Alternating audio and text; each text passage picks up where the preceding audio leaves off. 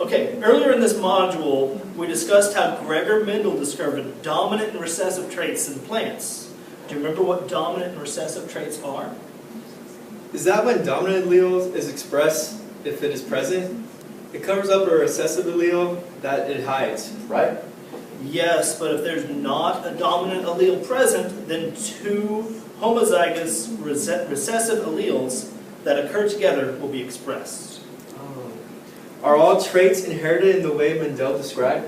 No, some traits do not follow a simple dominant recessive pattern that Gregor Mendel discovered. There are more complex patterns to heredity, which we refer to as non-Mendelian inheritance. Oh, is that why hair color or skin color can be in such wide variety of colors? Yes, several genes can influence the traits that you mentioned in hair and skin color. This is called polygenetic inheritance. Oh, I remember that prefix. Poly means many. So I think polygenic inheritance would be involve many genes that influence one trait. Is that so? Yes, several genes for that specific trait can be on the same chromosome or even different chromosomes. Oh, okay. So what are some other exceptions to Mendel's rules? Well, when two alleles influence a single trait, you have multiple alleles for that trait. For an example, this would be blood type. Have you heard of A, B, or O blood type? Yeah, I have. Type A blood, but my sister has type O blood. I think that people can have type B and type AB blood as well. That's right. Another type of non-Mendelian inheritance is sex-linked inheritance. This means that the gene is on the X chromosome. Do you remember that females have two X chromosomes while males have one X and one Y? Yes, those chromosomes determine a human's gender. So what does it mean if a trait is called sex-linked? Well, sex-linked inheritance, the gene is on the X chromosome. Since males only have one X chromosome and females have two X chromosomes, the males are more likely to be affected. An example of a sex-linked trait is color blindness. Whoa. Let me get this straight. Males are more likely to be colorblind than females because they only have an X chromosome? Yes. Whoa. In this case, a carrier for color blindness is an individual with a gene for the trait that does not express the trait. Because the female has two copies of the X chromosome, her recessive allele for color blindness can be covered up by the dominant allele. Okay, but so what happens in a situation if neither allele is dominant?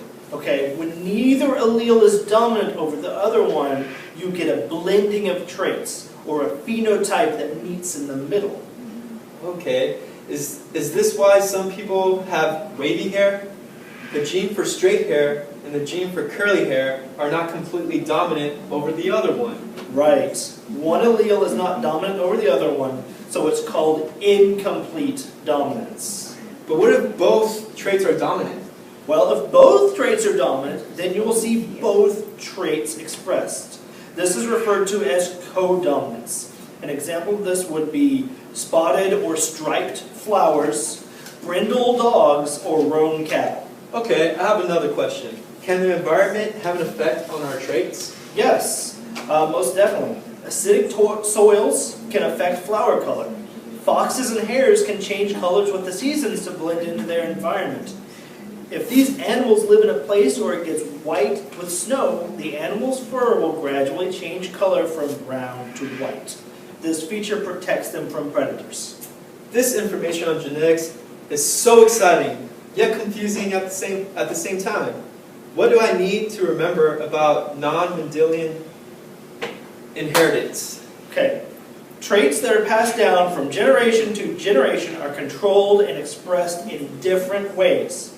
The main two are blending traits in incomplete dominance and seeing both traits in codominance. Oh. When you look across our human population, you see expressions of genetic variation. Many of these traits are characterized as non-Mendelian because they do not follow the simple dominant or recessive pattern that Mendel described. In these flowers, you see a red flower, a white flower, and a pink flower. The RW that's written here is heterozygous, and you see a blending of the two traits. This is a type of dominance called incomplete dominance. Neither the red nor the white is dominant over each other. Here you see a different pattern of inheritance. You have a white flower and red flower, and when they're crossed, the heterozygous form shows a flower with red and white stripes. This kind of pattern of inheritance is called codominance, where you see both traits of the parents. Some other traits of codominance are the brindle dog and the horse that has the white and black color of its parents, and some other flowers. Here you see parent 1 and parent 2 of these cattle. Their offspring shows both alleles. They're both dominant traits, and this is codominance. As you remember, X and X represent female and X and Y male when we look at sex chromosomes.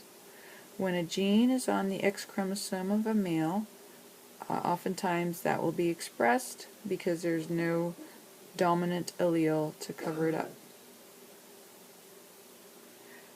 An example of multiple alleles is blood type.